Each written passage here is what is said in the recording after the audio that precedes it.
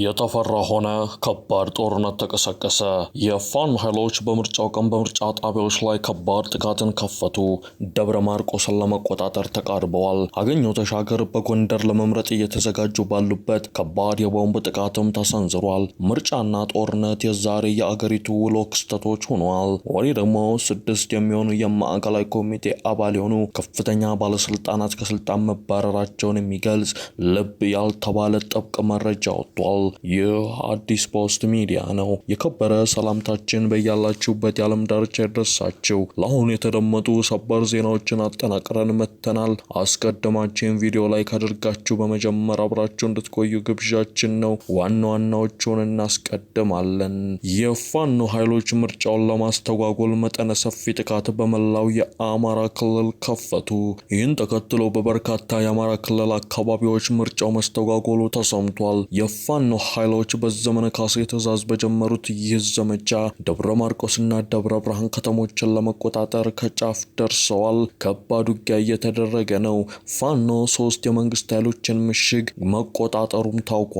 አብይ በበኩላቸው ቦምብ መወራወሩ ቀጥሏል በማለት ከበሻሻ ሆነው ድምጻቸውን አሰምተዋል። በዝርዝር የምናስደምጣቸው ጉዳይ ነው። በሌላኛው መረጃችን 6 ከፍተኛ ባለስልጣናት ከስልጣን ተነሱ። የማዕከላዊ ኮሚቴ አባል የሆኑት ባለስልጣናት ከስልጣን የተባረሩት በባለስልጣናት መካከል በተፈጠረ የስልጣን ሽኩቻ ነው። ነገር ግን በሙስናና ማጭበርበር ነው የሚል ክስ ቀርቦባቸዋል። ክስተቱ ልብ ያልተባለ ቢሆንም ግን እጅግ አነጋጋሪ ሆኗል። ተሰሙታላችሁ።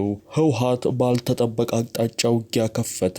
ህወሓት ከሌሎች የአካባቢው ታጣቂዎች ጋር በመሆን ወደ አማራ ክልል ዋግ ኽምራ ብሔረሰብ ዞን ዘልቆ በመግባት ወረዳዎችን መቆጣጠሩ ታውቋል። በዋግና ራያ ግንባር የተፈጠረው ውጥረት ቀስ በቀስ ወደ ውጊያ እያመራ ነው። ይህን ጉዳይ በተመለከተ ፊልድ ማርሻል ብርሃኑ ጁላ በትላንትናው ዕለት አንድ አነጋጋሪ መረጃን አጋርተዋል። የተወደዳችሁ የቻናላችን ቤተሰቦች እነዚህን መረጃ በዝርዝር በስፋት የምናስቃኛችሁ ይሆናል።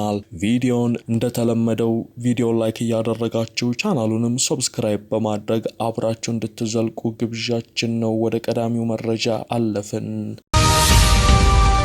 በዋግ ኽምራ ግንባር ውጊያ ተጀምሯል። ህወሓት ከአገው ታጣቂዎች ጋር በመሆን በአማራ ክልል ዋግ ኽምራ ብሔረሰብ ዞን ዘልቆ በመግባት ተኩስ ከፍቷል። በራያና ዋግ ቀጠናዎች ላይ ከባድ ውጊያ መቀስቀሱ ተሰምቷል። በቅርቡ አበርገሌ ወረዳን የተቆጣጠሩት የህወሓትና የአገው ታጣቂዎች የውጊያ ግንባራቸውን አስፍተው ትላንት ጻግብጂ ወረዳን መቆጣጠራቸው ተነግሯል። ታጣቂዎቹ በቅንጅት በፈጸሙት ጥቃት የወረዳው አመራሮች አካባቢውን ለቀው ሰቆጣ መግባታቸው የተገለጸ ሲሆን የህዝቡ መገልገያ ተሽከርካሪዎችንም ወስደዋል። ከጊዜ ወደ ጊዜ እየተስፋፋ የመጣው በታጣቂዎች ጥቃት ዋግ ኽምራ ዞንን የስጋት ቀጠና እያደረገው ነው። በትግራይ አዋሳኝ አካባቢዎች የሚገኙ ቦታዎችን ተቆጣጥረው የሚገኙት ታጣቂዎቹ እያደረጉት ያለው መስፋፋት ወደ ዞኑ መቀመጫ ላለመስፋፋቱ ዋስትና የለም የሚል ስጋትም ፈጥሯል። በአካባቢው በአንድ በኩል ህወሓትና የአገው ታጣቂዎች፣ በሌላ በኩል ደግሞ በየፊናቸው ሀራ መሬትና የፋኖ ታጣቂዎች እንደሚንቀሳቀሱ ይነገራል። የሀራ መሬት ታጣቂዎች ከህወሓት ጋር በአካባቢው አልፎ አልፎ ውጊያ እንደሚያደርጉ የሚነገር ሲሆን የፋኖ ታጣቂዎችም ከመንግስት ወታደሮች ጋር ይዋጋሉ። ህወሓት ከጀርባ ሆኖ የሚያስታጥቀውና ይዞታውን እንዲያሰፋ የሚገፋው የአገው ታጣቂ ቡድን ዋና መቀመጫውን ትግራይ መቀሌ አድርጎ እየተንቀሳቀሰ ነው። ራሱን የአገው ዲሞክራሲያዊ ንቅናቄ አዴን ብሎ የሚጠራው የታጣቂ ኃይል ከአገው ሸንጎ ተገንጥሎ መቀሌ ከከተመ በኋላ ተዋጊ ኃይል እያደራጀ ቆይቷል። ከ2 ዓመት ገደማ በፊት ትጥቅ ፈቶ ወደ ፖለቲካ ፓርቲነት ለመመለስ ከጀነራሎች አደራዳሪነት ከአማራ ክልል የአረጋ ከበደ አስተዳደር ጋር ስምምነት ፈርሞ ነበር። ስምምነቱ ቡድኑ ፓርቲ ሆኖ ዋና ግብ አድርጎ ያዘውን የክልልነት ጥያቄ በሰላማዊ መንገድ እንዲያራምድና ትጥቁን ለመንግስት አስረክቦ ተዋጊዎችን ለመበተን ነበር። ይሁን እንጂ ስምምነቱ ሳይፈጸም በፌዴራልና በህወሓት መካከል በተፈጠረው ውጥረት ታጣቂ ቡድኑ ትግራይ ውስጥ ይበልጥ ሲደራጅ ቆይቷል። ከቅርብ ጊዜ ወዲህ ደግሞ በዋግ ኽምራና ትግራይ አዋሳኝ አካባቢዎች እንደ አበርገሌ ያሉ ወረዳዎችን ተቆጣጥሮ አዲስ ተዋጊዎችን መልምሎ እያሰለጠነ ነው። ታጣቂ ቡድኑን የሚደግፈውና የሚያስታጥቀው ህወሓት መሆኑን መቀመጫቸውን መቀሌ ካደረጉት አመራሮች መካከል አንዱ በቅርቡ ተናግሯል። የቡድኑ አመራር በቅርቡ ከኤንቢሲ ቴሌቪዥን ጋር በሰጡት ቃለ መጠይቅ ታጣቂ ኃይላቸው ስንቅና ትጥቅ የሚቀርብለት ከህወሓት እንደሆነ አረጋግጠዋል። ከህወሓት የሚያገኙትን ድጋፍ ከቲዲኤፍ በኩል ታጣቂዎች የሚያገኙትን ጥቅማ ጥቅም እኩል እናገኛለን ሲሉ ነበር የገለጹት።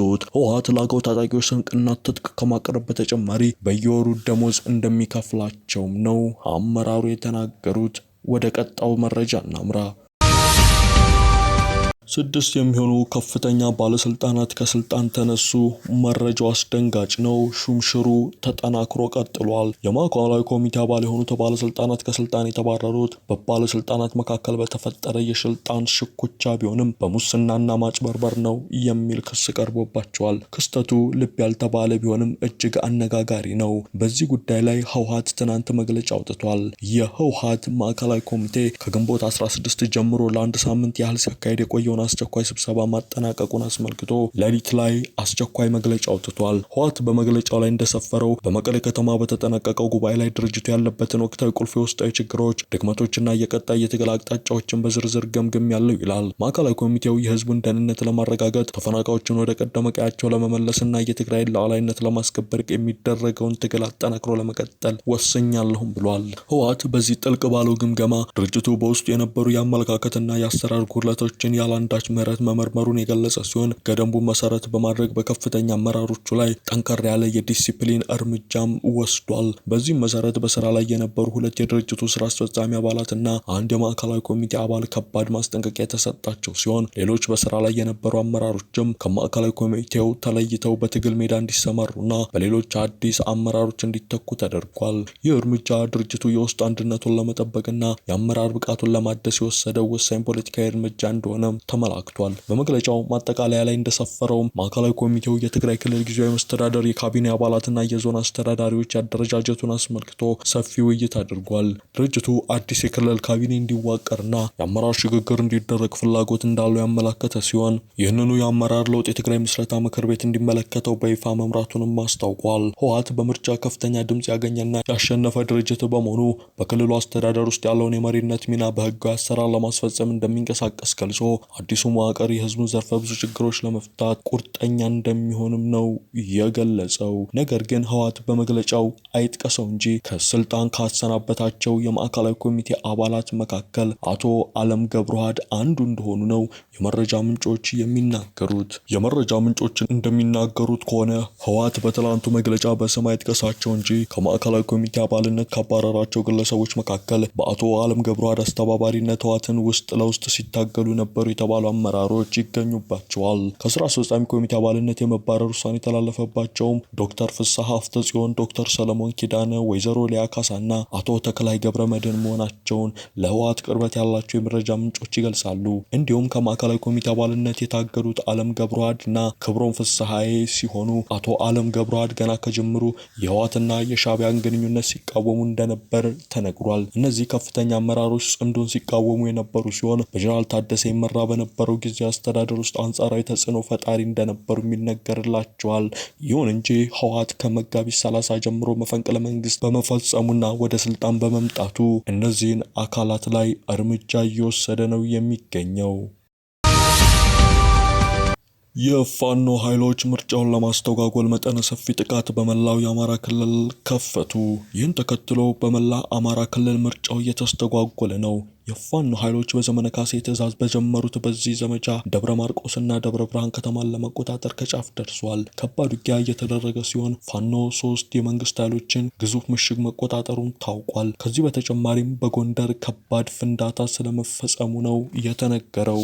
የፋኖ አመራሩ አቶ አስረስ ማረ እንደገለጸው የአማራ ፋኖ ብሔራዊ ንቅናቄ ቴዎድሮስ እዝ በሞጣ ግንደወይን፣ ፈለገ ብርሃን፣ መርጦ ለማርያም፣ ደብረ ወርቅ፣ ብቸና፣ ወይራ፣ የትም የአድዋ፣ ሰከላ፣ አዲስ ቅዳም፣ ሸንዲ፣ ዳንግላ፣ ጃዊ፣ ይስማላ፣ አዴት፣ ወርቅ ሜዳ፣ የቦቅላ፣ ቲሊሊ፣ ደብረ ማርቆስ ዙሪያ፣ እነራታ፣ ረቡ ገበያ፣ የእጁ ኮርክ በባን በመንግስት ኃይሎችና በፋኖ ታጣቂዎች መካከል ውጊያ እየተደረጉ ካሉ አካባቢዎች መካከል የሚጠቀሱት ናቸው ብሏል። ሰከላ ላይ 3 ምሽጎችን ማስለቀቅ ችለናል ያለው አስረስ ኮርክ ላይ ብሬንን ጨምሮ በርካታ የመንግስት ኃይሎችንም ማርከናል በማለት ገልጸዋል። ከተሞች ሙሉ በሙሉ ጭር ብሏል። አንዳንድ ቦታዎች ላይ የብልጽግና ካድሬዎች በጣሏቸው የሸራ ድንኳኖች ፎቶ እየተነሱ ምርጫ እየተካሄደ ነው በማለት ለማስተባበል እየሞከሩ ነው በማለትም አስረስ ጽፏል። ከዚህ በተጨማሪ የአማራ ፋኖ ብሔራዊ ንቅናቄ አፋብን ምኒልክ ዕዝ በዛሬው ዕለት በሁሉም የወሎ ቤተ አማራ ከባድ ውጊያዎች እያደረገ